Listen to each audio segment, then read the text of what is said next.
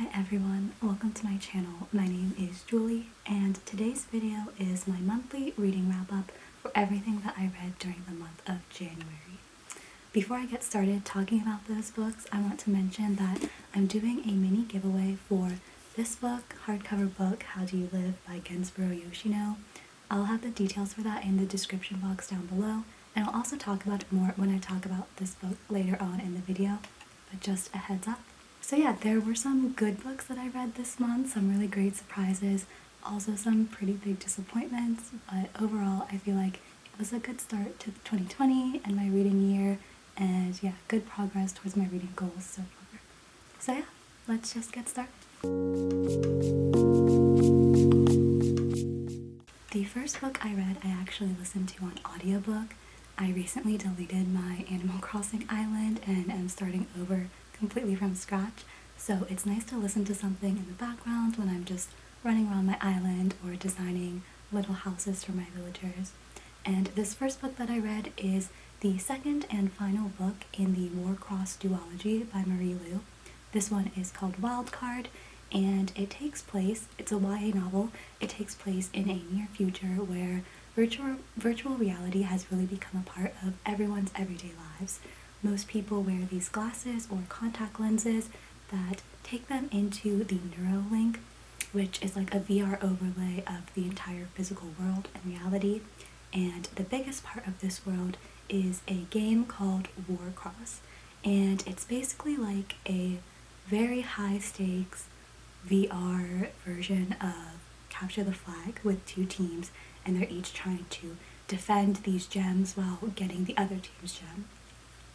So amidst all of that, there is this YA protagonist girl. Her name is Mika Chen. She is living in New York City. She's a badass hacker, but she's having trouble making ends meet, and her rent is coming up and she's not sure how she's going to make it. So she knows though that if she were to commit this crime of hacking into the War-Cross game and stealing some of the artifacts in the game, she can sell them on the black market, which is like the dark web, and make a lot of money and be able to pay her rent. So she does that.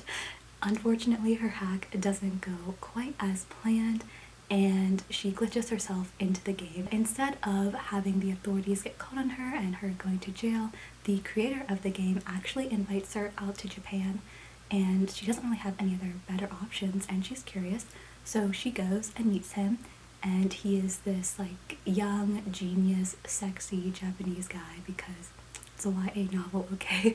And he asks her to go undercover in the upcoming War-Cross games because he's recently found out that some people are trying to hack into the system and they probably have nefarious plans, and he wants her to figure out what's going on and why people are trying to disrupt this game and the larger implications that it could have on the world at large. So I really liked this first book in the series, which is called War-Cross, but the second one, which is the one I read this month, not my favorite just because we don't spend as much time in the game itself, and I really liked seeing like the gameplay, and it was just more action-packed. This time, I don't want to give any spoilers, but it just didn't have that appeal of being in the virtual world that I really liked from the first book. It's obviously not super fully fleshed out with the world and especially the technology there, so a lot of the algorithm and the Neuralink and even just the game instructions of War-Cross itself didn't really make sense, so if you're a hardcore gamer that might really upset you, I don't know. But I thought it was okay because, I don't know, I'm just reading a YA novel for the fun plot and I'm not super interested in the technology to the point where it has to be specifically completely accurate. But yeah, I rated it 3 stars. Marie Lu just writes really solid YA action stories, so if it sounds interesting, definitely pick it up and obviously start with the first one in the series. The first print book that I read this month is All's Well by Mona Awad. If you watched my previous video, which was my favorite books of 2021, she is the author of Bunny, and that made the list. I just love her writing, like I have a crush on it, she's so cool, and I had really high expectations for All's Well because of that. But every time I do that to myself, I just set myself up for failure. Not failure, but just disappointment. So this book follows a woman named Miranda Fitch, and she used to be a professional Shakespeare actress. She played Juliet, she played Lady Macbeth, she played Helen, all of these like main characters. Unfortunately though, one day when she's playing Lady Macbeth, she falls off the stage and she gets injured, and that injury never really goes away. She has now chronic pain in her leg, her back, and her hip, and it's just there to stay. So her acting career and her marriage really just fall down the drain because of this injury and the toll that it has taken on her physically and mentally. And now she works as a theater studies professor at a small college.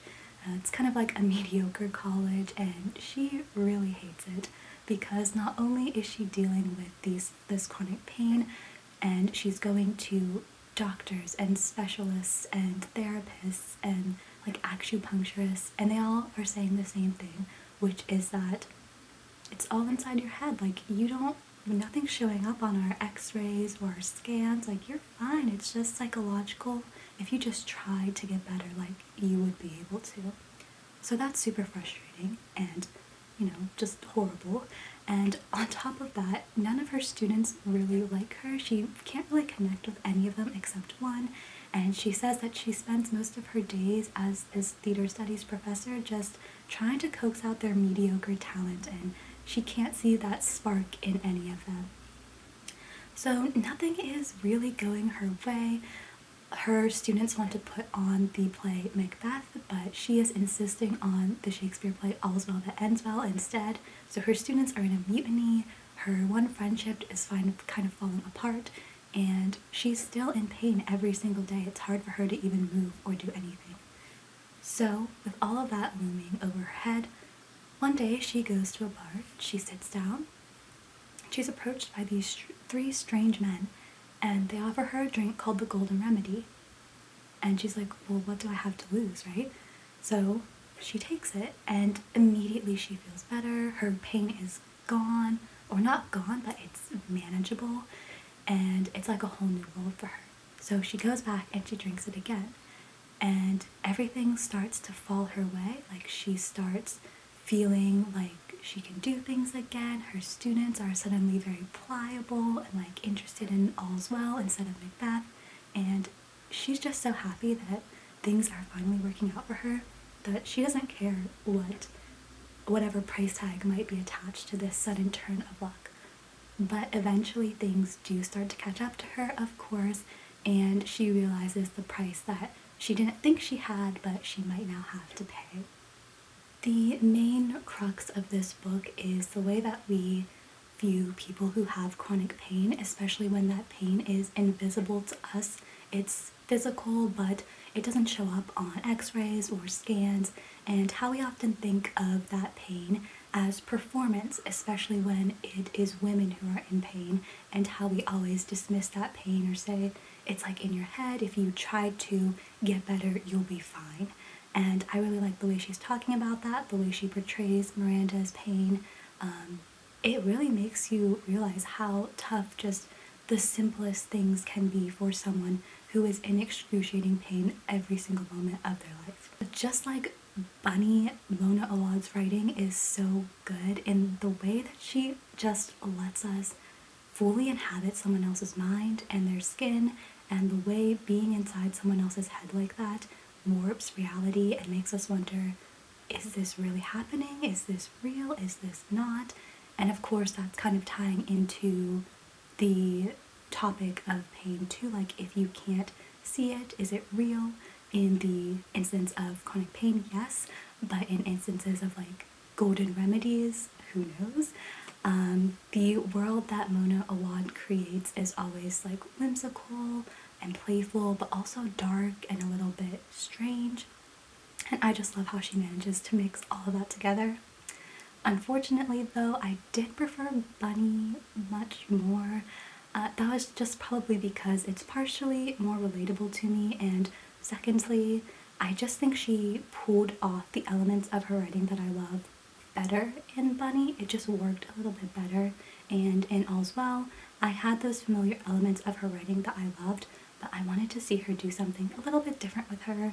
The ending of All's Well felt a little bit too similar to Bunny in the way that she wraps things up. So wasn't my favorite. I was a little bit disappointed, but I still am happy I read it just for her writing, which I love. I ended up giving it 3 stars.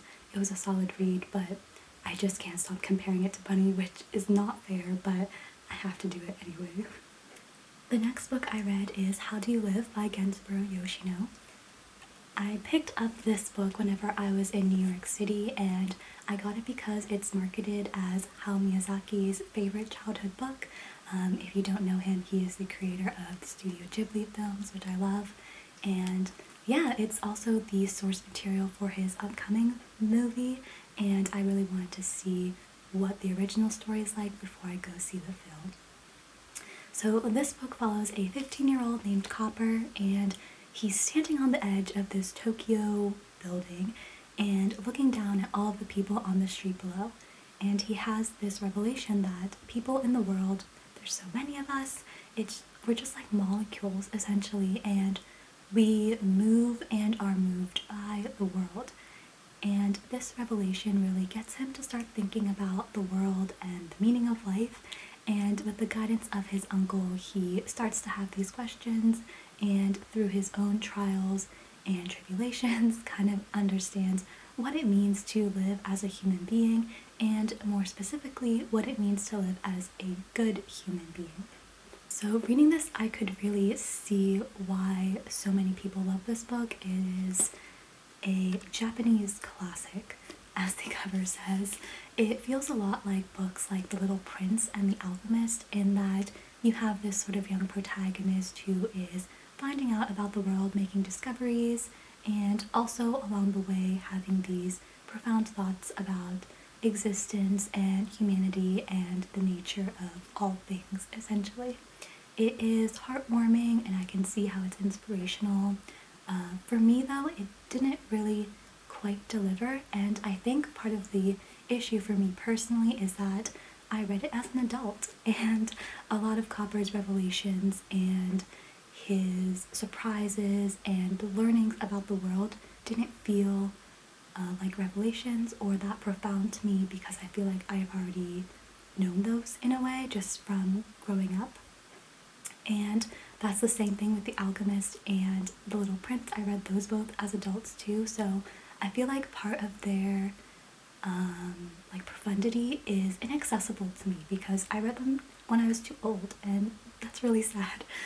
But yeah, I enjoyed it, but I didn't think that it was particularly special or meaningful and had a deep place in my heart.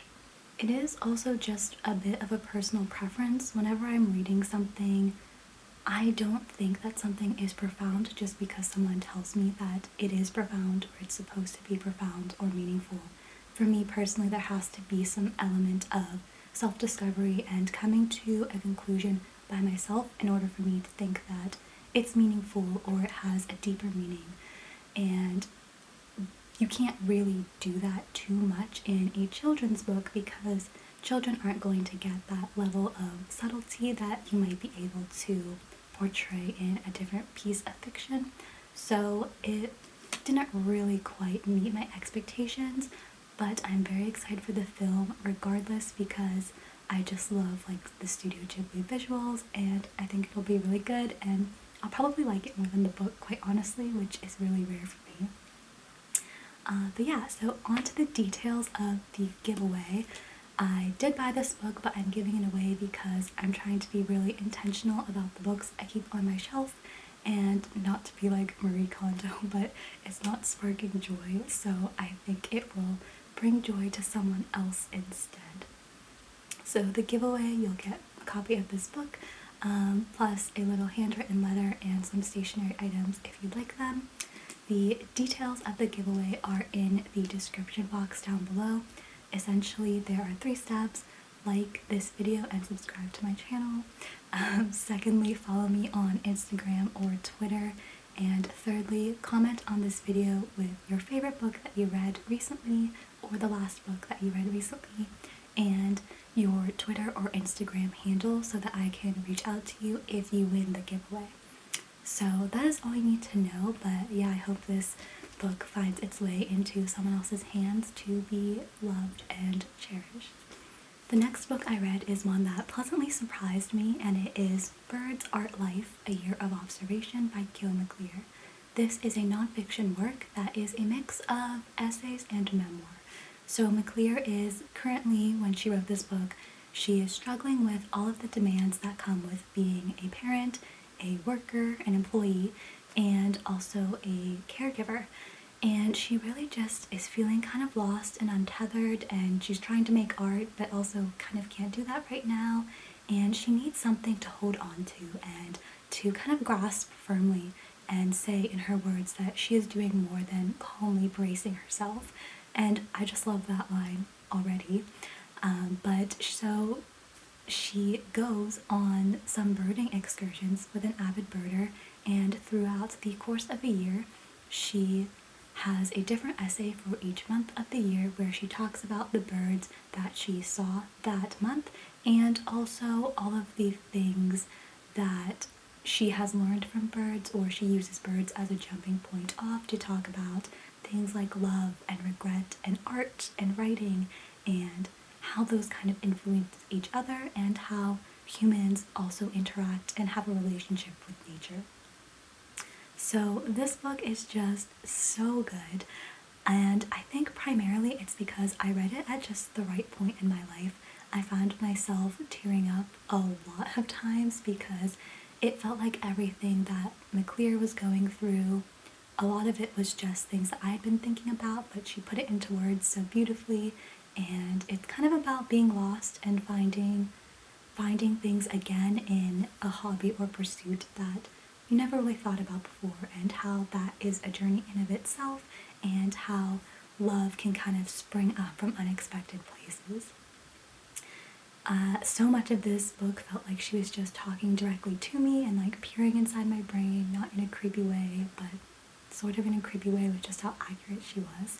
There's this section where she talks about how she was a really bookish child and how books were her escape, but that sometimes that was also a really unhealthy escape too.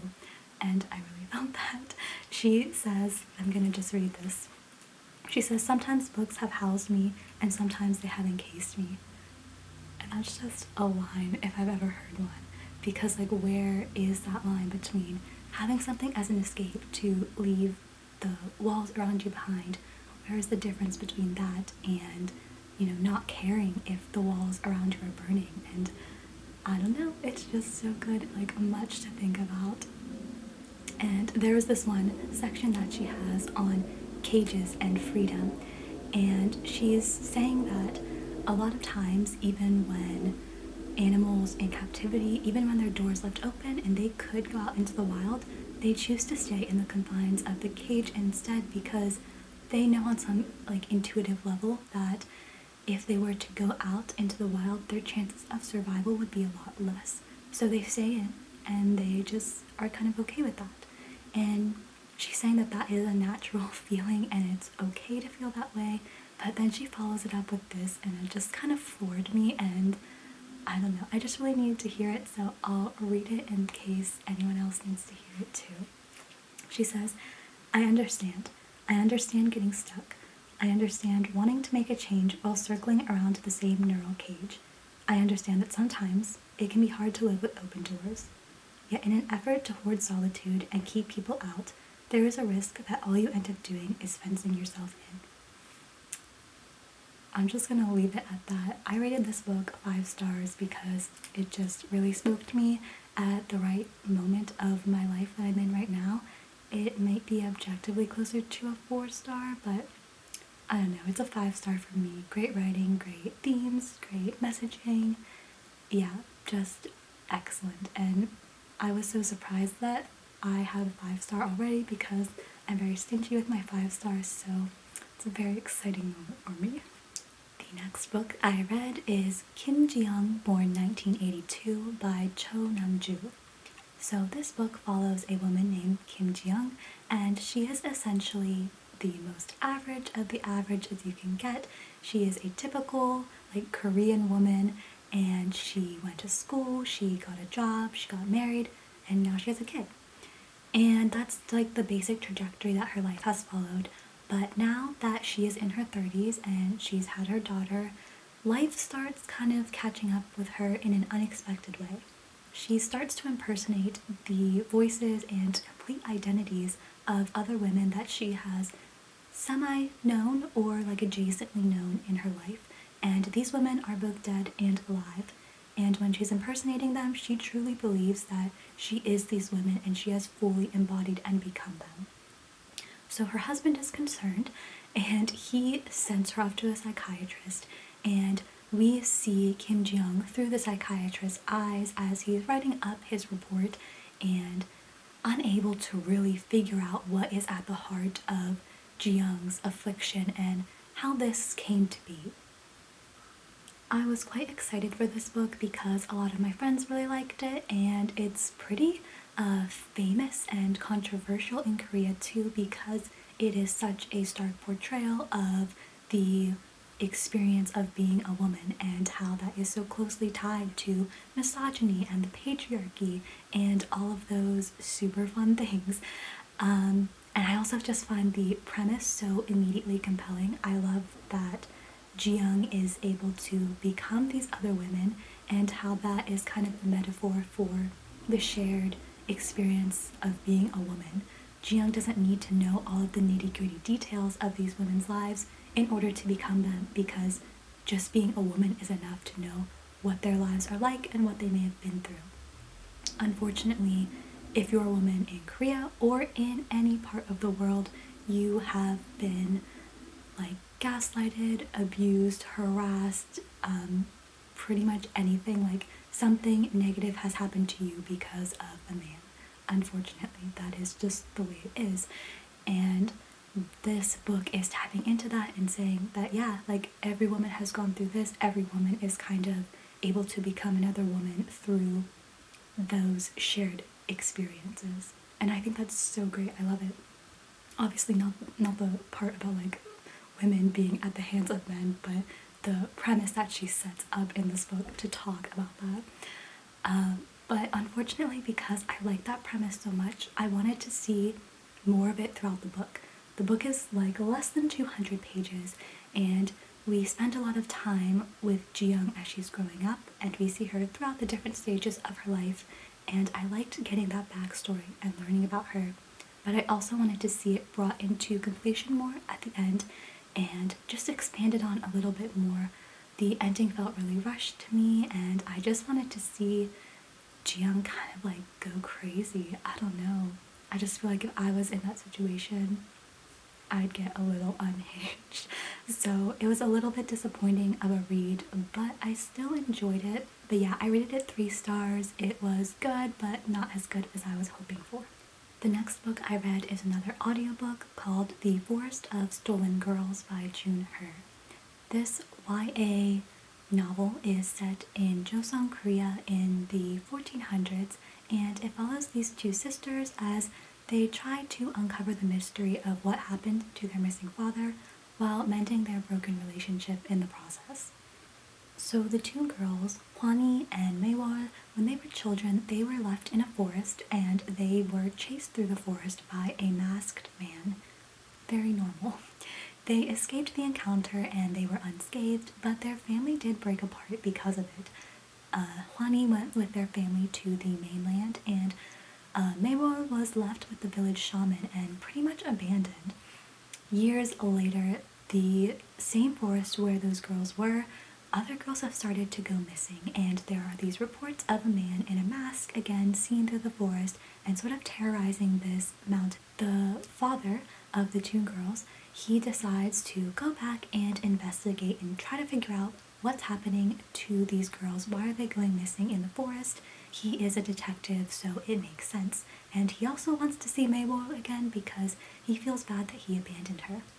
But unfortunately, he goes missing while he's investigating the case in Jeju-do, and so Hwani, who is now left alone by herself in the mainland, decides to follow in her father's footsteps, travel to Jeju-do, and investigate the case with the help of her sister and figure out what happened to their father and how is it connected to that event that happened to themselves in the woods all those years in the past.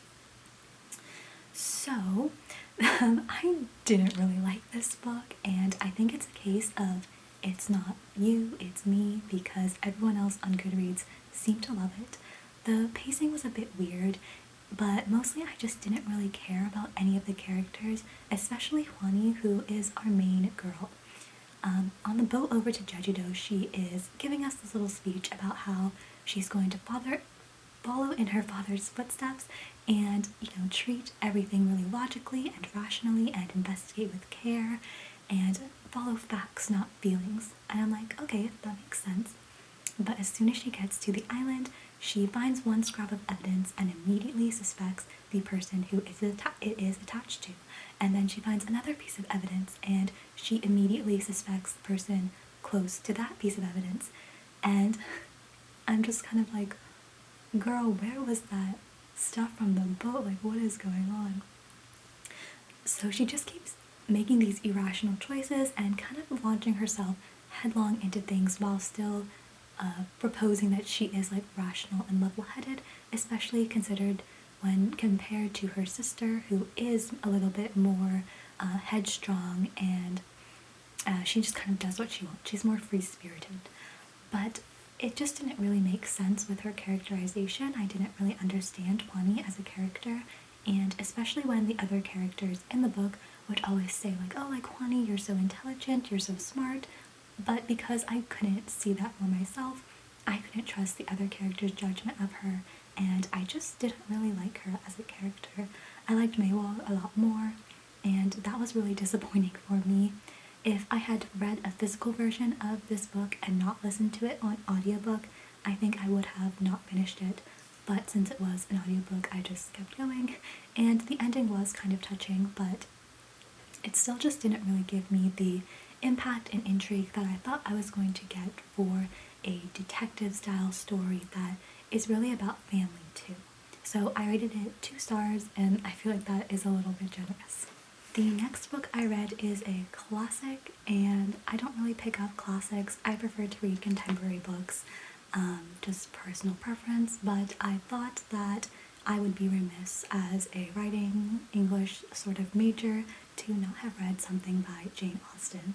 So I picked up Sense and Sensibility by her because it sounded more interesting than Pride and Prejudice, honestly, and gave it a try.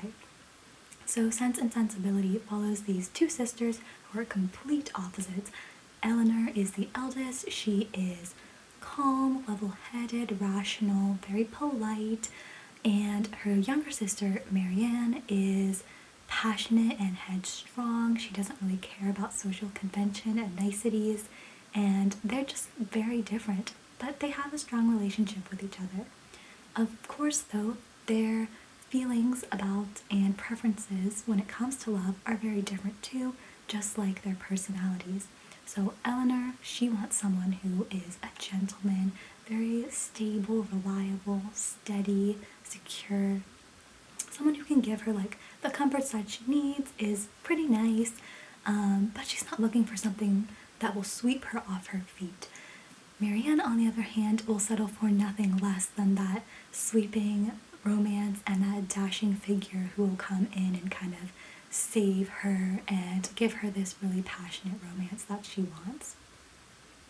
So as they are going through London high society, they each find a man that they think is perfect for them, but this London high society is rife with gossip and intrigue and scandals, and the men that they have sort of claimed for themselves may be involved with other women.